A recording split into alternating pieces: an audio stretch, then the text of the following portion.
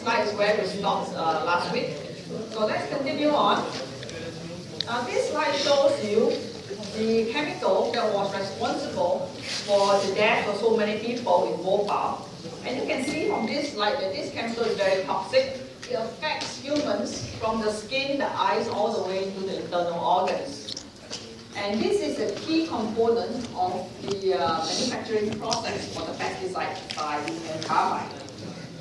And to show you how toxic this material is, I compare its TLV, which is the threshold limit value. Now, the threshold limit value is defined as the highest value at which a worker should be exposed to. That means the more toxic the material, the lower the TLV. So you can see from here that the TLV of MIC, this chemical, is 1/10 that of mustard gas, which was used as a chemical weapon. So you can see that it is almost can be interpreted as 10 times more toxic than a chemical weapon. In addition to this toxicity, this chemical also undergoes a runaway reaction in the presence of water or metal. In other words, when there is water added to this chemical, it heats up very rapidly. The heat accelerated the reaction, so it can become a runaway reaction, an uncontrolled reaction. So what caused this Bhopal disaster are these 5 factors, and we will go through each of these in turn. So let's start off with the trigger. What actually triggered the accident? So it seems that there were some workers that were washing some lines in another part of the plant, but they didn't follow the standard operating procedures, the SOP. So they didn't close certain valves, and then the water leaked into the tanks containing the MIC. So when this water leaks into the tank, it starts to react very vigorously with the MIC, resulting in heat release and temperature rise. Now, MIC is a liquid. When it gets heated up, it wants to become a vapor. And when it comes to vapor, the volume expands greatly. So now you have a tank of fixed volume, and now the pressure is building up because of the expansion of the vapor. So this tank is equipped with a vent valve. This vent valve has to open, otherwise the tank will explode. So the vent valve opens. Now, the question we ask is what happens once the vent valve opens? Where did this very toxic gas go? So I will come back to that in a little while. But let's first look at the workers. Why are the workers so poorly trained that they allow water to get into a tank containing this chemical, which will undergo a runaway reaction? Now the problem here is the situation we talked about last week because this plant was facing competition as the market diminishes. So in the beginning, when everything was nice and rosy, this plant sent its workers to the parent company's plant in the United States, in a place called Institute, West Virginia. And these workers will undergo training there. After they are trained, they will be posted back to India to train the next batch of workers. Unfortunately, because the turnover rate of the workers was so high, the quality of the training diminished. So the first batch supposed to train the second batch. But when they pass the information over, they say only 70% goes over. The second batch trains the third batch, now another 70% goes over. So by the time we come to the third batch, the workers only have half the information of the first batch. And it doesn't help that this plant cuts down the training period to try to cut costs. In addition to that, to cut costs, they also cut down the maintenance crew. And as a result of the reduction in the maintenance workforce, they cannot do preventive maintenance. So they start to do patchwork. That means if this place has a problem, they patch it. This place has a problem, they deal with that. But they don't try to do maintenance on a regular basis. So as a result of this plant starts to have leaks.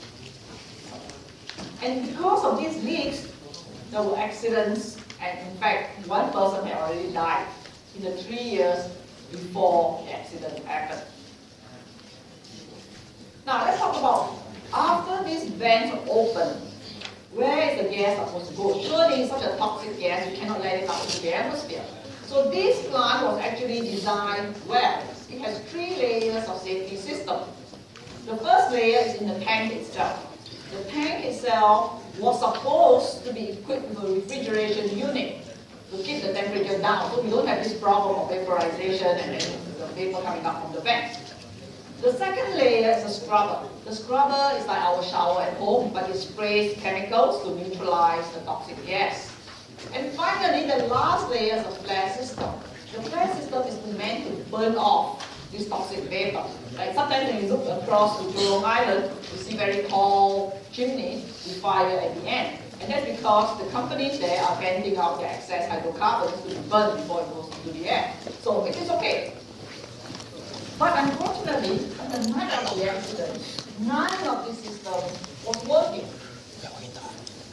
So let's take a look at why they're not working. So this is the slide to show that. So these are the tanks here. E6 tank is the one that is in trouble with the leak of water inside. So these tanks are equipped with this refrigeration unit. This refrigeration unit is supposed to keep the tanks cool. Unfortunately, 6 months before the accident, someone made a decision to shut down the refrigeration plant and sold off the refrigerant to save money, save costs. So now we have a problem, right? The refrigeration side, the refrigeration unit is not working. Now there's an empty tank here, supposed to be empty, called the E619, and they were trying to transfer some of this overflow to here. But unfortunately that night, this tank also contained some chemicals, so they couldn't transfer. So now we are left with 2 units.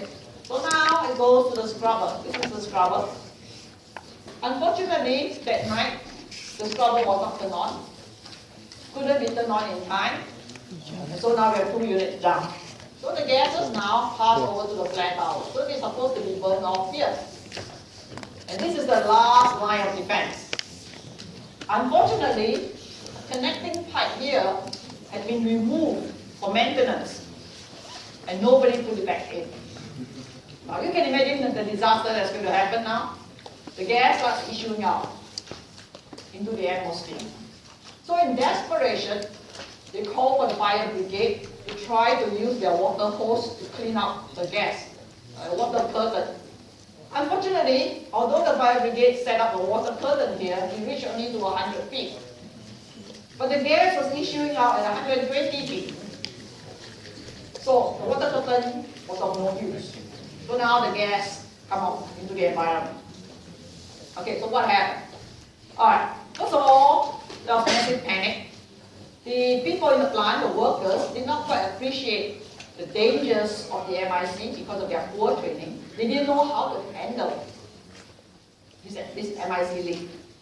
And furthermore, there was very little communication between the plant and the people staying outside. Remember last week we talked about all these shanty towns around the plant. There was very little communication. Nobody actually knew what to do when the gas came out. So there was very poor coordination. There were buses for evacuation, not well used. There were alarms, not well used. The people around were not advised what to do. So when they hear that there was a gas leak from the plant, everybody ran outside. And this was at night. So when they ran outside, they ran right into the gas. And everybody said run, so they all ran. But when they run, they breathe in more. So by right, if the workers and the population had been advised, they should just stay indoors. Close all the windows, close all the doors, block all the entrance holes, cover their faces with wet towels so that the gas doesn't get into their eyes or their nose. But they didn't know, so everybody ran out. So the next morning, the roads were filled with dead bodies. Thousands died that night. And most of these people died because of the effect of the gas on their lungs. They just ran out into the gas, they breathed it, they died. Okay. So you can imagine, after such a horrific accident, something has to be done. So 5 years after the accident, Union Carbide paid a total of $470 million to the government of India as compensation to the victims. Now, of course, $470 million looks like an awful lot of money for all of us here. But is it really enough, considering the scale of the disaster? So I added on 2 pictures that you don't have in your slide. This happened 2 months ago, the 30th anniversary of the Bhopal disaster. People are still demonstrating. Every year in the anniversary of the Bhopal disaster, people will demonstrate because of what they see as injustice to the people of Bhopal. So you can see here, the science says 30 years is enough, justice is mobile now. Now, what happened was in 2001, another big, huge company called Dow Chemical bought over Union Carbide. And after Dow bought over Union Carbide, they say we are not responsible anymore. Union Carbide has ceased to exist. We are Dow Chemical. We were not responsible for the Bhopal disaster. So no more further talk of compensation. So that's why you see some signs carried by the protesters saying that Killer Carbide is now Dow Chemical, because they will not consider any more compensation to the people. Even up to today, 30 years from now, the site is still there. The plant is still there, sitting there. And there are toxic waste there, it's in the ground, it's in the water. And of course, the residents there who didn't die that night have all kinds of medical problems because of the toxicity of MIC. Some were blinded, some had cancer, some their lungs cannot work properly, cannot work.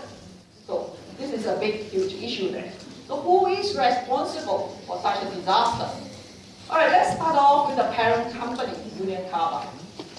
Now, Union Carbide has its own plant in the United States. Of course, Union Carbide is very aware of the problems that can happen in a plant that uses MIC. And they know of the problems that's happening in their Indian subsidiary. In fact, they sent an audit team which reported back all kinds of problems, that there was no automatic controls, the gauges, the valves are unreliable, the workers are not well trained, the maintenance crew could not do a proper maintenance. All these were reported. High employee turnover, the quality of instructions, so they all knew that this plant has problems. And how come nothing was done? Okay, so this is the part of the parent company. But how about the Indian government? Do they need to share any part of blame for this disaster? At that time, the regulations, the environmental and safety regulations were less stringent than what the US had. So of course, this is the dilemma. If I'm Union Carbide, do I want to really use the US standard in India, or should I just go along the Indian standards? And this is the topic for today's lecture, after this. And the Indian government did not impose any policy on preventing people from living so close to a plant which handles such toxic materials. And also they had put some pressure for increased employment by reducing automation, right? Because they want to have people employed and so on, and to try to use the locally produced equipment when possible.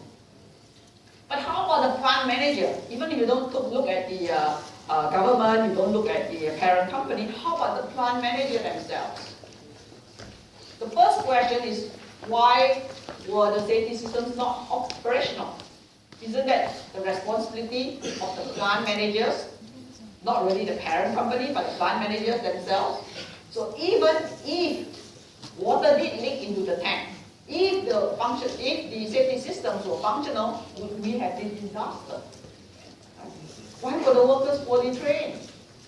Why were the maintenance and safety procedures so poor? Isn't it because of cost-cutting measures? And finally, do they have some responsibility to tell the people living around their plant of the dangers and what to do in case of a leak like this? And finally, there was a report sent out by Union Carbide, and I'll read this to you, and you can make your own judgment about this report. So this report says that after a short time, some speculated that the tragedy was caused by a combination of management failures and the failure of shutdown of safety equipment. According to one popular story, the reaction was supposedly triggered by a water washing of lines in another section of the plant, which allowed water to enter the system and through a series of open valves leading to the tank. This was what I told you, because this is what was accepted by most agencies. But the second paragraph is what Union Carbide said. Union Carbide said that ultimately, what actually occurred turned out to be something quite different.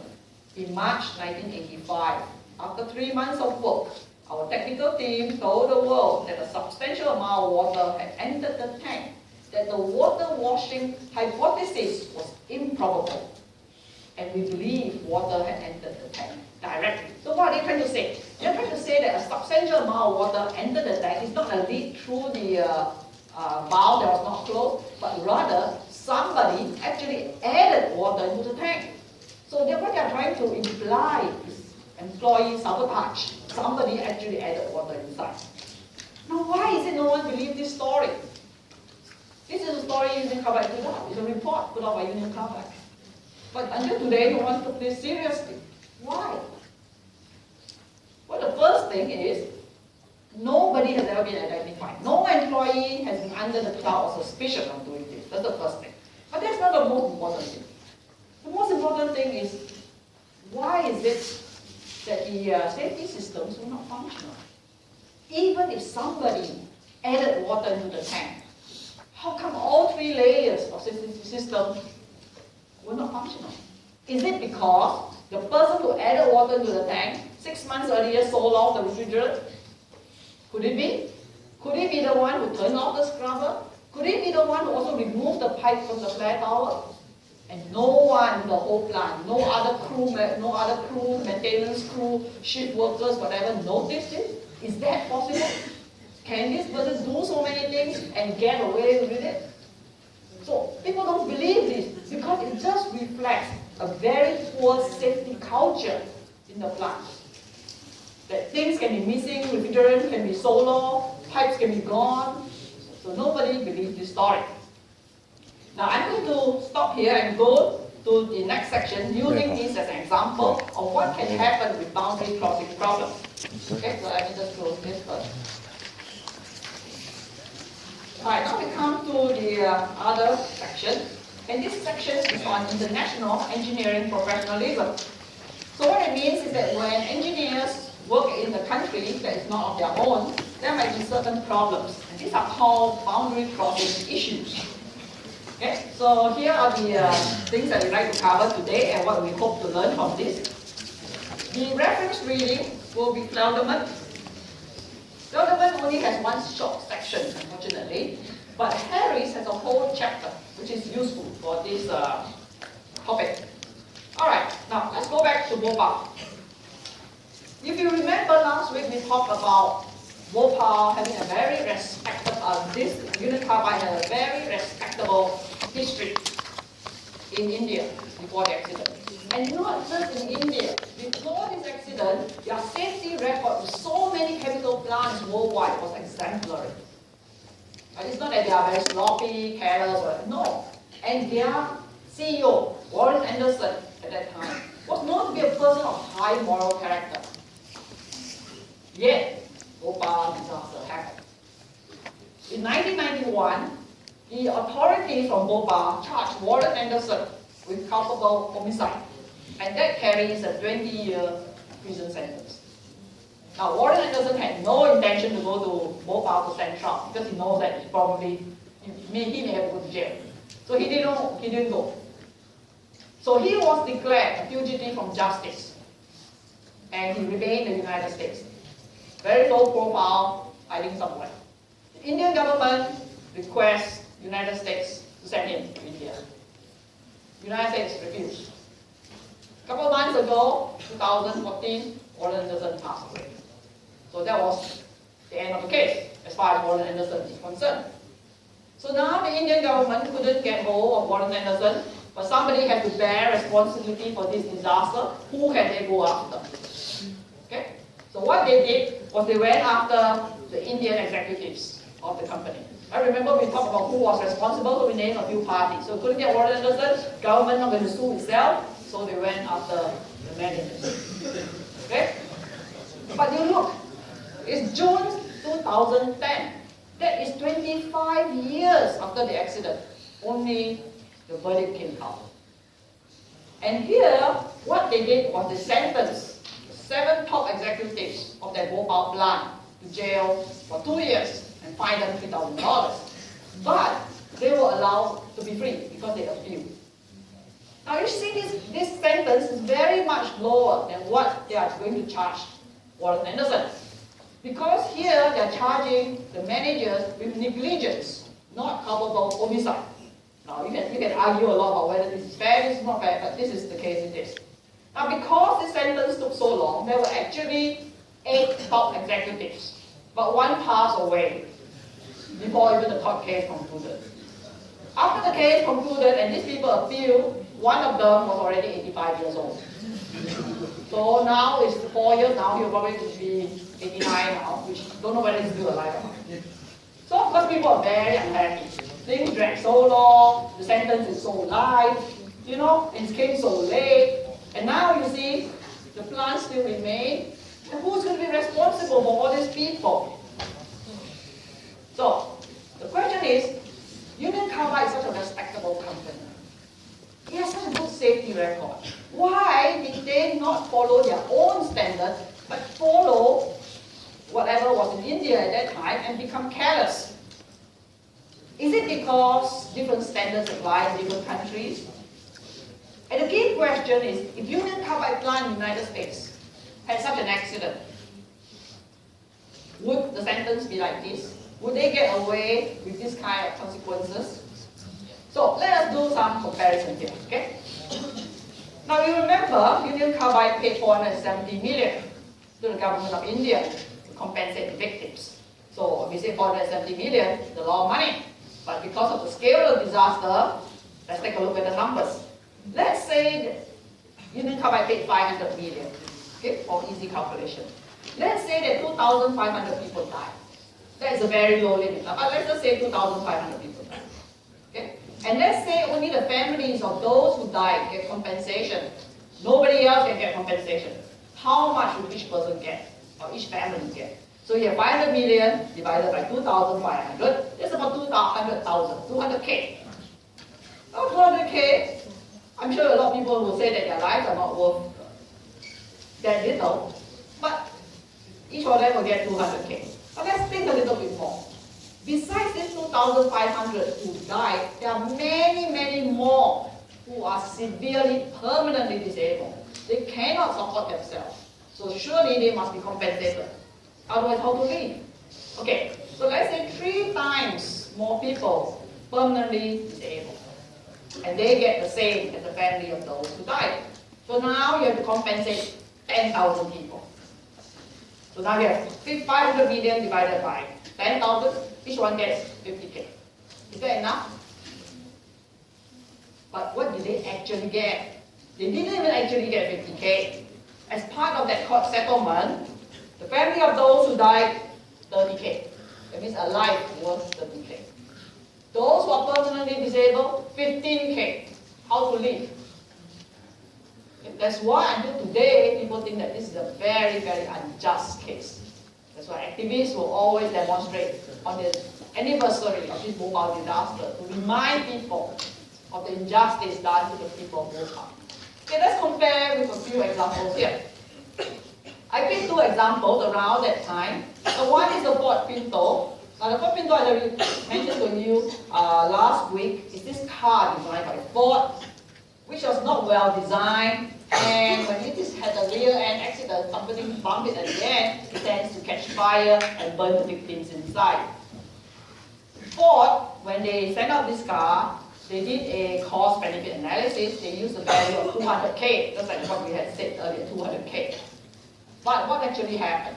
In just this one case, the victim didn't die, but was very badly burned, so disfigured. All disfigured, face had been disfigured. So Ford had to settle for a few million. Okay, give you another example. This example is about this tanker owned by Exxon. It's called Exxon Valdez. It was loaded up with crude oil. We will leave Alaska. The captain decided to have a drink. Well, not a drink, many drinks. Slowly got drunk. Okay? So, set sail. Ship ran into the rocks. 11 million gallons of crude oil leaked out. Nobody died. But this oil came out at a place where the Alaskan fishermen depended for their livelihood, fishing grounds. Thousands of birds, fish died. Nobody dared to eat the fish, all contaminated. Exxon had to pay a few billion, not million, billion, to clean up the mess, to compensate the fishermen. Now you compare that with Bhopal, the plant is still sitting there. Right? Nobody is cleaning up the mess. So, don't we see a lot of disparity